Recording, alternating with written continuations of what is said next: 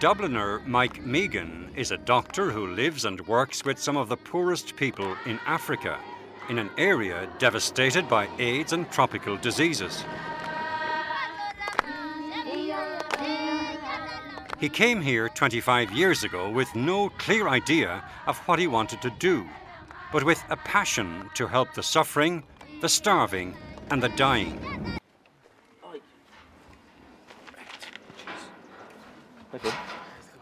Mike Meegan had just turned 20 when he first came to Kenya. What he saw here changed his life forever. He had thought of becoming a Jesuit priest, but instead he decided to set up a small new aid agency. He called it ICROSS, the International Community for the Relief of Starvation and Suffering. I have between 1 or 2 to 3 wives. What he wanted to do from the start was to encourage Africans to tackle Africa's problems. What kind of business is this? Mike Meegan began his work here among the nomadic Masai people. 25 years ago, he lived in their villages and worked with their traditional healers.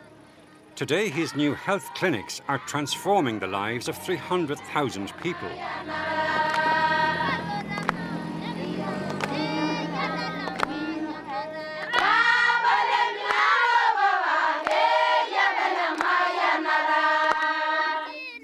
And this is no palace, but it's here, and it's open, and it's working.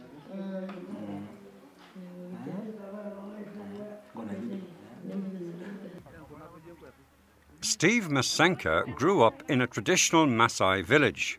7 years ago, he qualified as a doctor at Kenya's main medical college.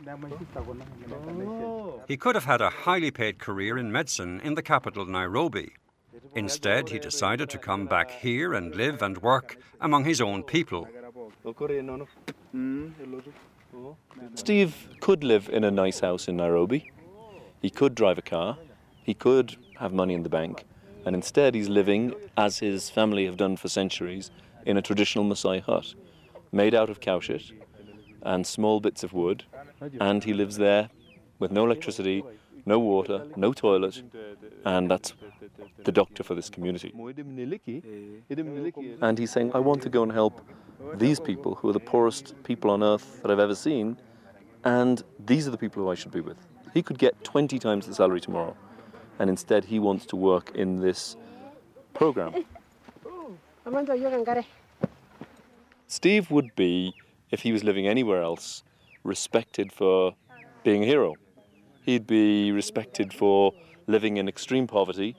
The fact that he's black, living in his own community, people don't notice.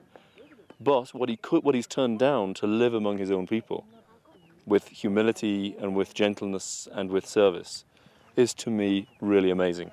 And that's the backbone of change. If you want to create change with nothing, that's how you do it.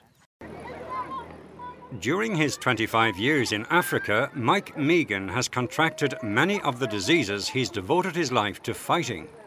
He's had malaria 6 times, fallen ill with cholera, gone blind, been paralyzed, and received the last rites on 5 occasions.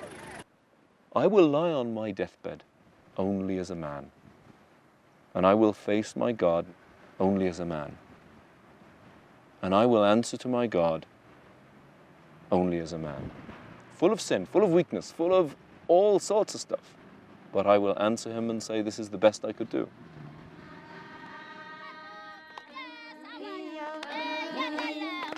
Ah!